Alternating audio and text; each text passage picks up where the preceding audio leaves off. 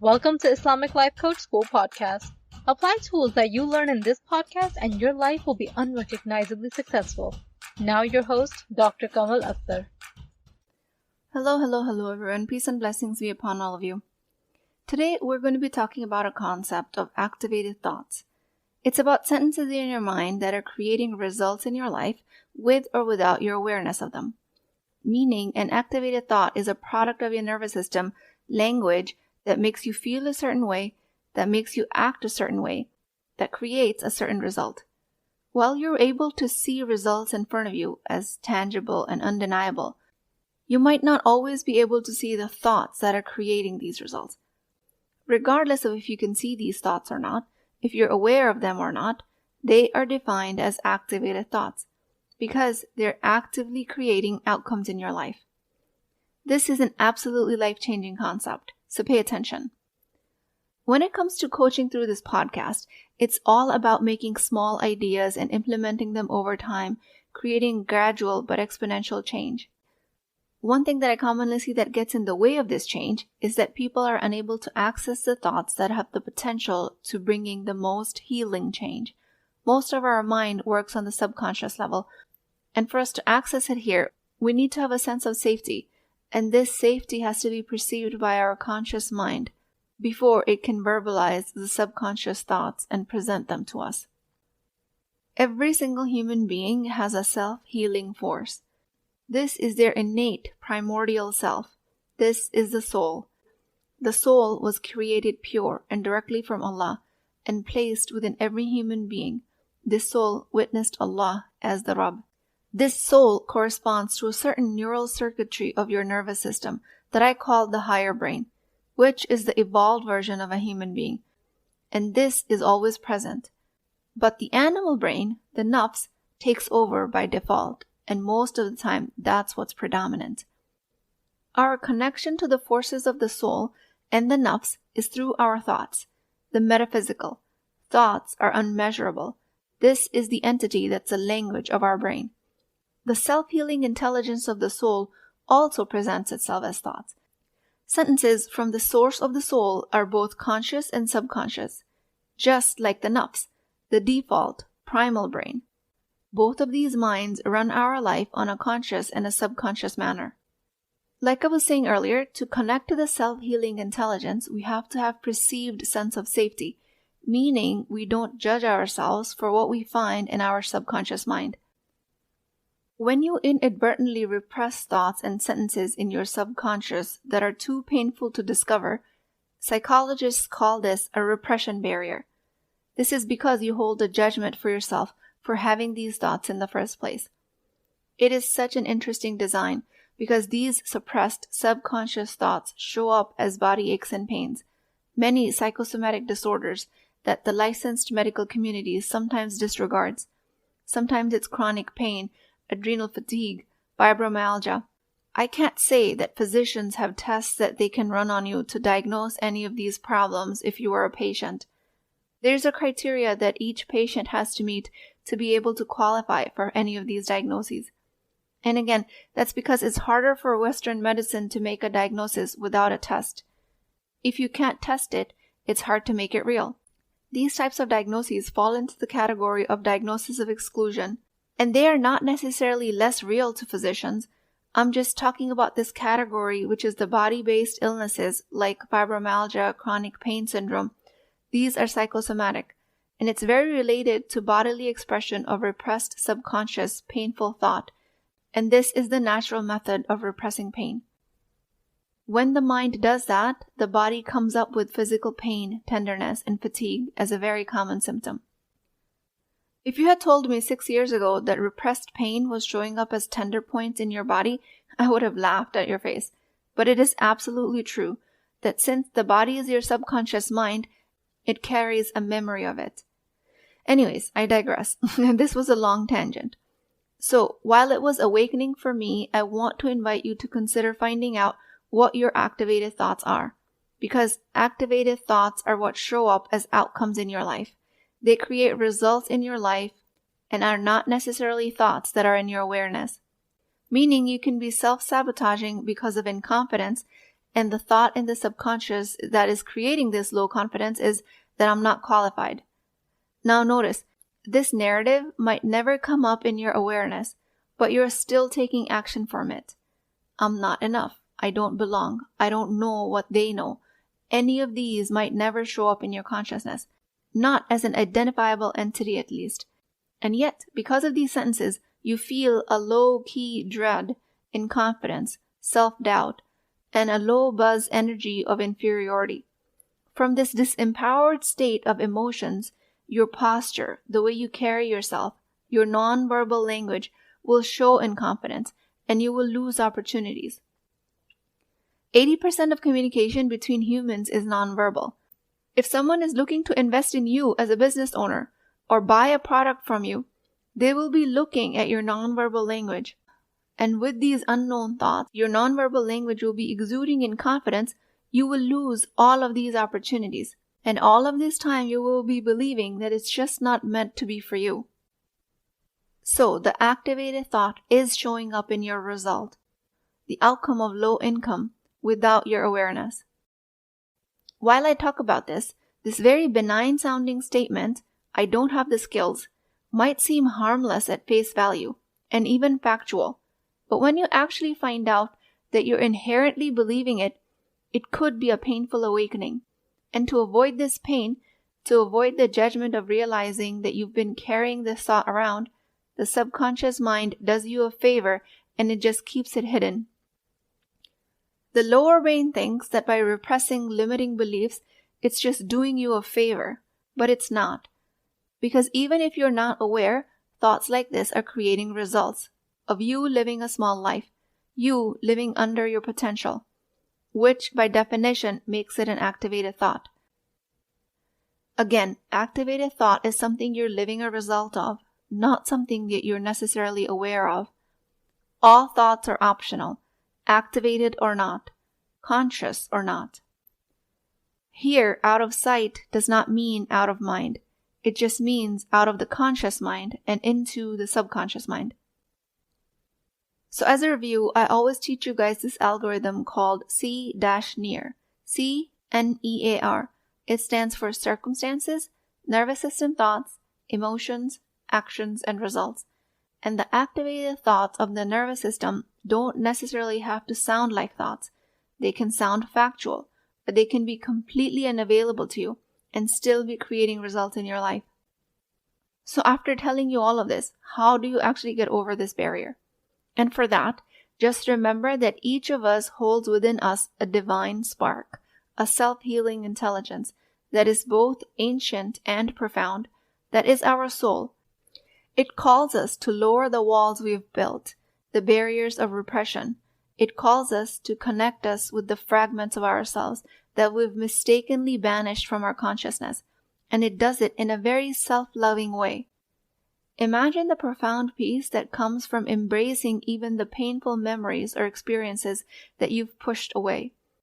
In this act of brave reconnection, you find not only healing, but also a deep sense of wholeness and harmony and divine connection. According to the theory of evolution, humans develop a special sense to recognize when things might hurt or scare us. This ability is like a superpower, helped our ancestors to stay safe from dangers like animals. So we have an extra brain space dedicated to recognize and remember a poisonous snake for a very long time, and the pain associated with it so that we can survive. It's like having a constant built-in alarm that goes off when something seems off, but a lot of times that alarm goes off way too much and way too often. And sometimes the alarm comes off and never even turns off, even when there is no real danger.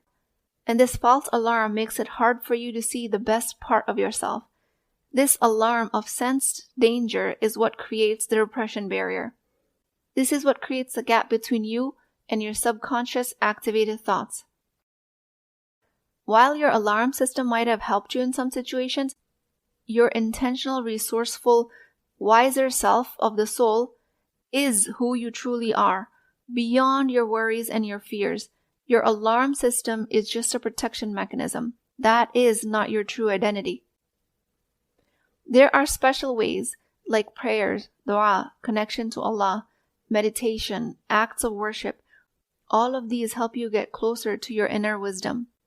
These activities help you turn down the volume on your alarms and lets your soul's light shine through. This open approach is what leads you to discover your activated thoughts. In your journey to understand yourself better, it's an important reminder that while your alarms are there to help you, your soul is the true heart of who you are.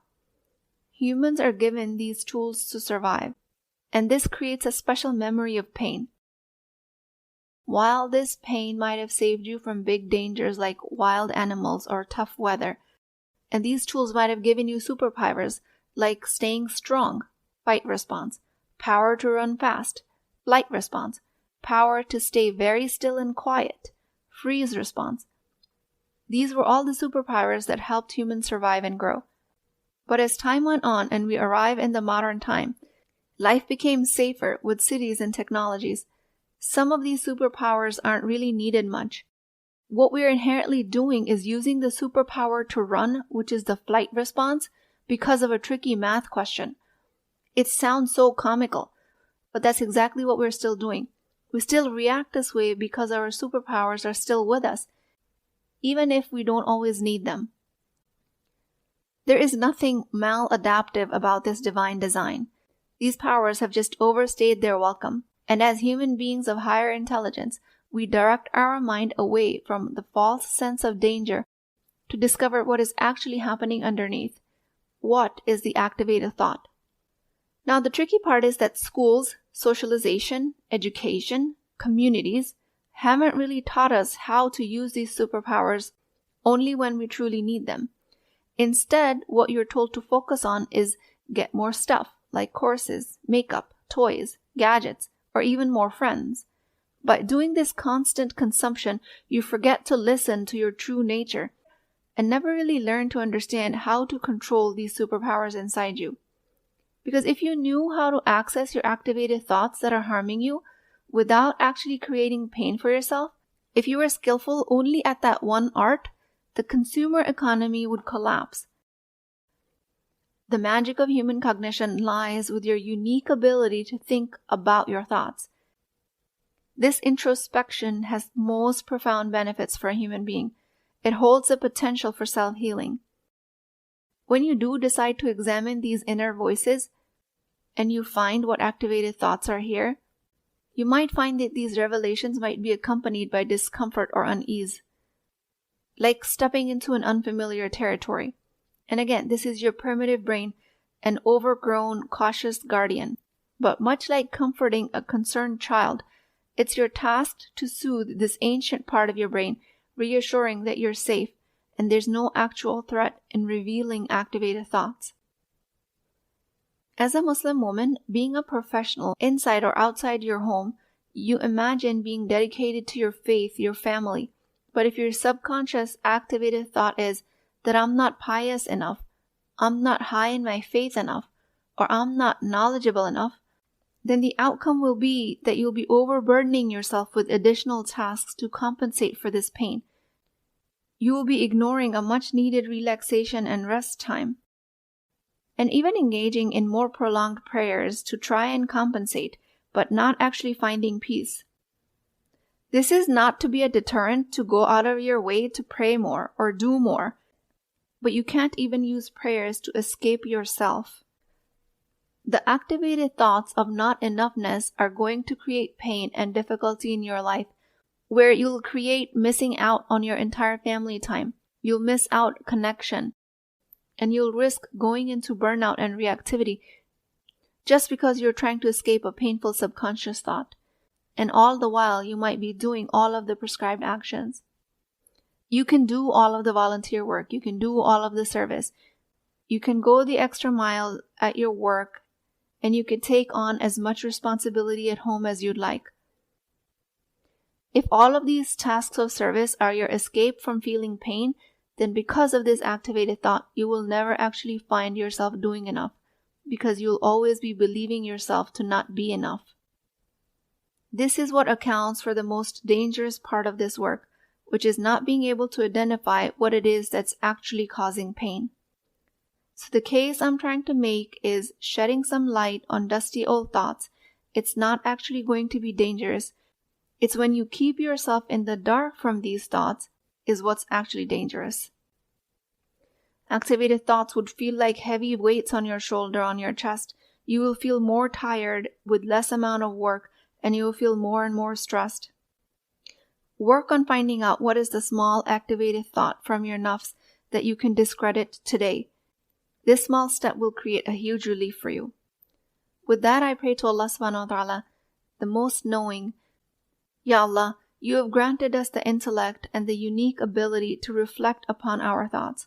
Grant us the clarity and the strength to recognize these activated thoughts. Help us discern between our soulful brain and our primal brain when the alarm sounds mistakenly, seeing danger when there is none. Allow us the wisdom to distinguish between true threats from false ones. Ya Allah, keep us connected to your divine design that you've placed within us. Keep us in touch with the power you have instilled within us. This power of soul that is far greater than the fleeting fears that our mind creates. Ya Allah, lead us towards practices that bring us closer to our true essence, that eventually bring us closer to you. Ameen Ya Rabbal Alameen. Please keep me in your du'as. I will talk to you guys next time. If you're interested in getting coached by me, I'm offering a very affordable opportunity to do that with Wisdom Wednesdays. This is not a course, not a lecture. This is an opportunity for live coaching, real change with Islamic adab and etiquette. You do not need more information. You actually need a space to create change. At $19.99 a month, which is the price of takeout dinner, you as a Muslim woman will create confidence, intimacy, and connection without shame or fear of judgment, because your privacy is my highest priority. So join at www.islamiclifecoachschool.com, resources, Wisdom Wednesdays. I'll see you inside, inshallah.